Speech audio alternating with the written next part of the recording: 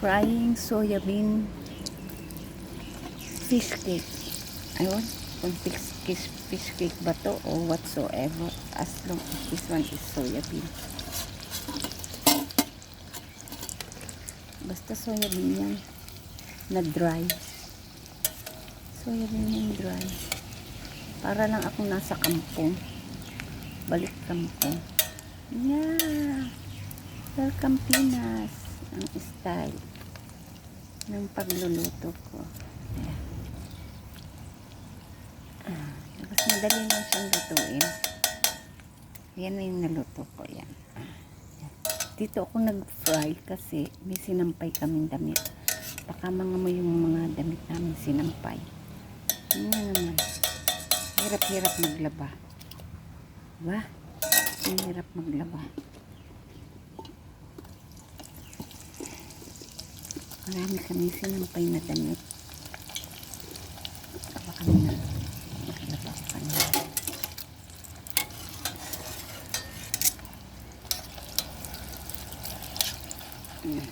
Ganun lang yung pag-fry. Pag dark brown na siya, pwede na siya po.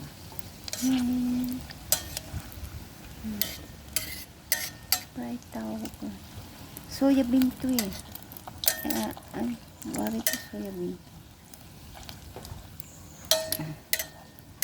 Masarap siya, alam niyo. Very crispy, sarap niya. Ito yung nilalagay sa bihon, sa vegetarian bihon.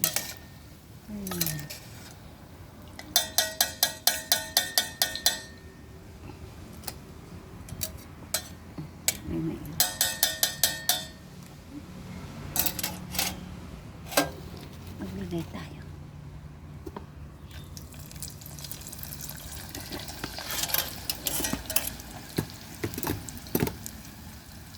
Oily na yung kasi oily to eh. Para na ako nasa probinsya. Ito yung lutuan namin sa labas. Hindi. Open air kami nagluluto. Kaya, di ba? Open air kami nagluluto. Open air.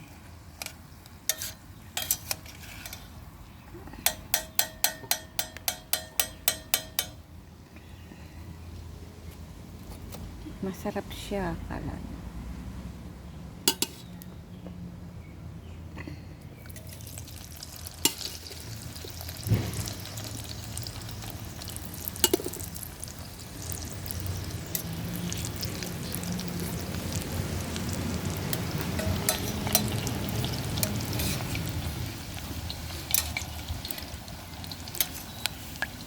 Hindi lang mahina lang apoy niya.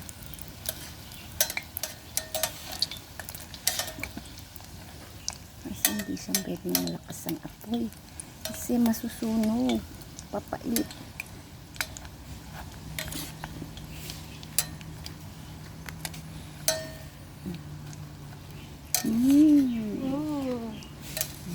Kasi kan mamala. Ras. Ini panas. Bawa ka mo ambil. Ito yung surrounding namin. My friend, Indonesian friend. Yeah. Saya mau makan. Makan na. Semua ambil kamu pakaikan itu balatsan. Adi. Thank you. Saya masak semua ini nanti makan sudah. At isasama ko na rin sa video ang aming manok. Nasa tabi ko yung manok namin. Tingnan niyo. Manok namin. Yung manok namin. Magaganyan. Muulan kasi. Yan ang manok namin. Mamaya, iaan natin. Alam niyo, may monitored lizard na napunta dito. Tapos, may daga. Ay, ewan. Pero ngayon less na yung daga kasi nililinis-linis namin ng surami. Nandiyan nagbabahay kasi nagagawa ng MRT. At saka ng kapitbahay namin naggagawa ng bahay. Kaya nagdidig sila. Kaya nagkameron dito ng daga.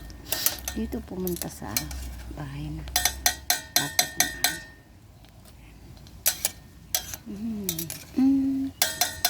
Luto-luto lang ng soya bean. Yeah. Ayan. Masarap yan. Akala mo, very crispy. Ito yan pag hindi paluto. Very crispy siya.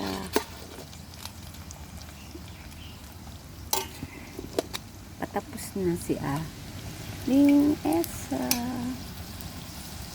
Tapos na tayo.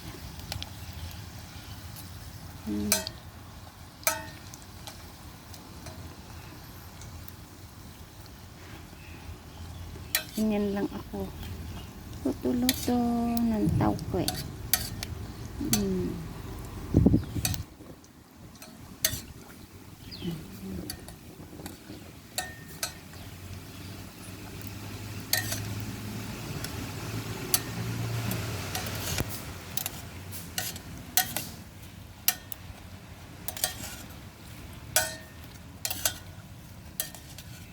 Eh.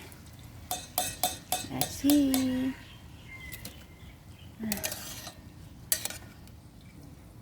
Kaluto na. Yan ang finished product. Yan ang pang